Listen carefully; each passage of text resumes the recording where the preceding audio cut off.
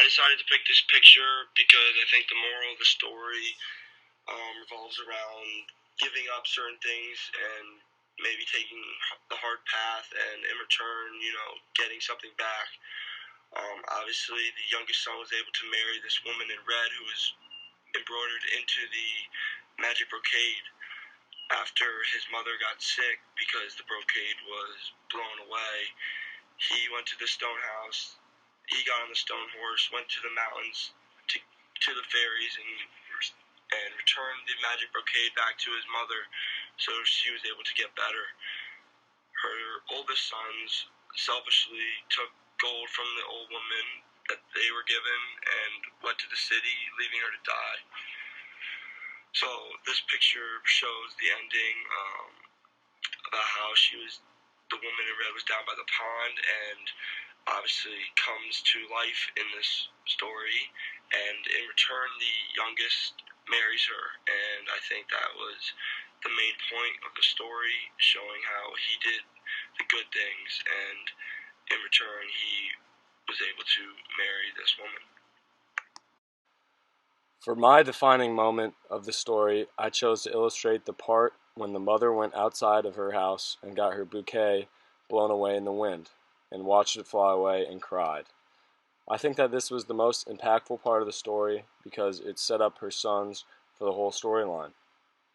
Obviously, the first two sons became overwhelmed with greed and didn't show any loyalty or love towards their sick mother when pursuing the lost bouquet.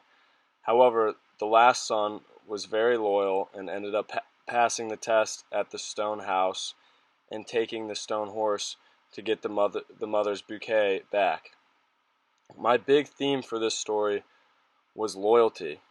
I chose this because you can see how important it is throughout the story, because the youngest son that was the most loyal and loving towards his dying mother was ultimately rewarded for his loyalty at the end by being given a bride. So before explaining my story, I'm going to give a brief synopsis and explain a couple of the key points that are valuable to the audience to hear.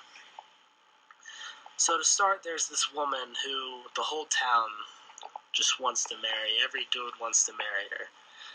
And this woman says, which is the first key moment, the beautiful lady tells the men that she may not marry all of them, and first they must state the sutra.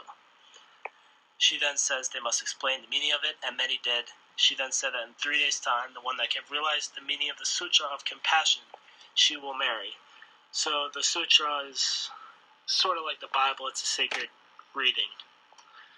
The next key moment was when Miro stood and the young woman slowly named the meaning of the sutra. Finally, the last key moment, which is the one my picture is ultimately based off of, to me was when he gets to the cottage and in the room is an open window. He looks outside and sees sandals and footsteps leading to the river. At this very moment, Miro realizes the marriage was successful since he memorized the sutra and knows the meaning. This ultimately shows the importance of knowing the sutra. If you look at my visual, you see a young man staring out the window, looking at footsteps and the river.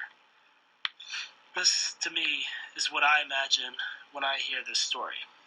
I think this goes back to the theme of having faith. I can relate to this on a smaller scale by reading the Bible and going to church. For me, when I go to church, I seem to have a much better and even happier week. On the other hand, when I miss church, the week doesn't seem as good. This relates to the story because when one has faith, good things come to those who believe. Hi, my name is Dylan Maltz, and the story I chose was a story about the brocade and the iron horse. I chose this one because I thought that it was, a great story, but also I thought it had a lot of meaning behind it.